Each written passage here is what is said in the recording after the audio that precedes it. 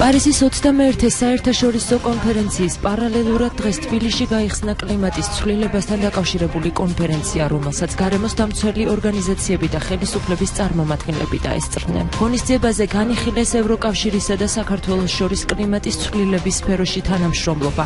კონფერენციაზე კიდევ ერთხელ ხაზგასმით აღინიშნა, არ დაუშვან საშუალო გლობალური ტემპერატურის ზრდა 2 გრადუს ცელსიუსამდე, რათა კლიმატურ სისტემაში საშიში და შეუქცევადი ცვლილებები თავიდან იქნას არიდებული. 21 საერთაშორისო კონფერენცია პარიზში 11 დეკემბრამდე გასტანს და მასში 200-მდე ქვეყნის დელეგაცია მიიღებს მონაწილეობას.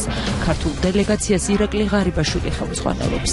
დღევანდელი ღონისძიება, რომელიც ტარდება ევროკავშირის დელეგაციისა და პრემიერის პროგრამის ხელშეწყობით, ძალიან მნიშვნელოვანია იმისათვის, რომ საქართველოს მხარეებსაც, საქართველოს საზოგადოებასაც მიეცეს ამავე საკითხების კლიმატთან დაკავშირებული საკითხების მახვილის საშუალება და იმ გზებისა და საშუალებების მოძებნა და ჩამოყალიბება, რომელიც ხელშეუწყობს იმ მიზნების მიღწევას, რასაც ისახავს მხარეთა 21 კონფერენცია პარიზში.